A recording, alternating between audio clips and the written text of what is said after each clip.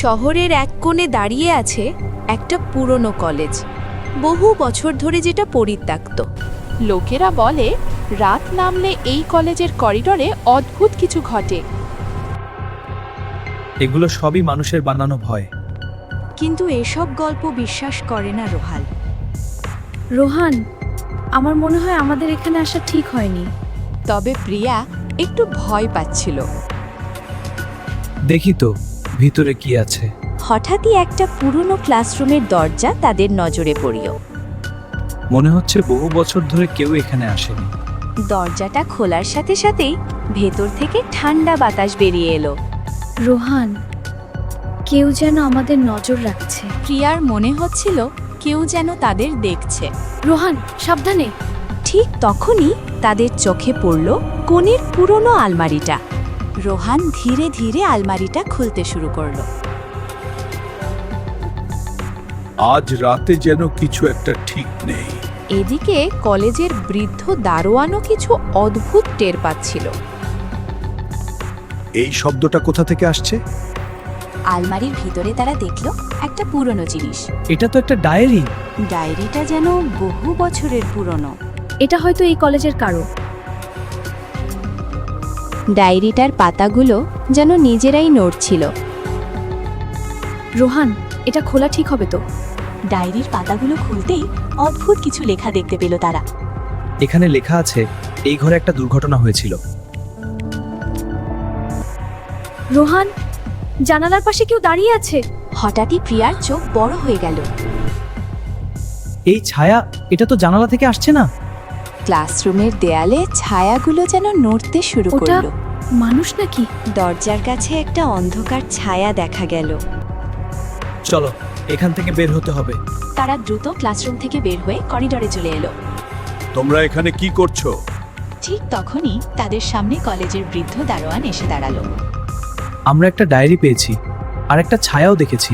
রোহান সবকিছু দারোয়ানকে বলল, কিন্তু তারা বুঝতেই পারেনি সেই ছায়াটা আবার ফিরে এসেছে। ভয় পেও না, আমি আছি। দারোয়ান লণ্ঠনটা উঁচু করে ধরেও।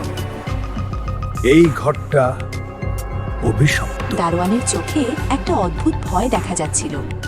অনেক বছর আগে এখানে এক ছাত্র মারা গিয়েছিল। দারোয়ান তাদের একটা পুরনো গল্প বলতে শুরু করলো। সেদিনের ঘটনাটা যেন আবার চোখের সামনে ভেসে উঠল। ছেলেটা প্রতিদিন এই ক্লাসরুমেই পড়াশোনা করত। কিন্তু একদিন কেউ একজন এই ঘরে ঢুকেছিল। এখানে লেখা আছে সেই ছায়াটা এখনো এই কলেজে আছে। ডায়েরিতে সেই ঘটনার কথা লেখা ছিল।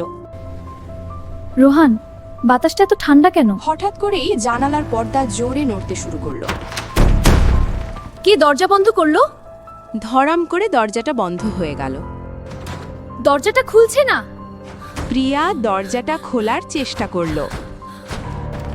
চলো এখনই বের হতে হবে। রোহান জোরে দরজাটা ঠেলে খুলে দিল। ওটা আবার এসেছে। কিন্তু ছায়াটা আবার দেখা দিল। যাও এখান থেকে। দারোয়ান লণ্ঠনটা ছায়ার দিকে ধরল। আলোতে ছায়াটা ধীরে ধীরে মিলিয়ে গেল। সব ঠিক আছে মনে হয়। তারা ধীরে ধীরে দরজা খুলে বাইরে তাকালো। তারা করিডোর দিয়ে বের হয়ে যেতে লাগলো। কিন্তু করিডোরটা এখনো অদ্ভুতভাবে নীরব। তাদের মনে হচ্ছিল কেউ যেন পেছন থেকে তাকিয়ে আছে। অবশেষে তারা কলেজের গেটের দিকে এগোলো। পেছনে পড়ে রইল সেই ভয়ঙ্কর কলেজ। কিন্তু গল্পটা এখানেই শেষ হয়নি, কারণ সেই ছায়াটা এখনো সেখানে আছে। রোহান আর প্রিয়া দ্রুত সেখান থেকে চলে গেল। ক্লাসরুমের ভেতরে আবার নীরবতা নেমে এলো। ডায়েরিটা এখনো সেই আলমারির ভেতরেই পড়ে আছে। আর হয়তো সেই ছায়াটাও এখনো অপেক্ষা করছে।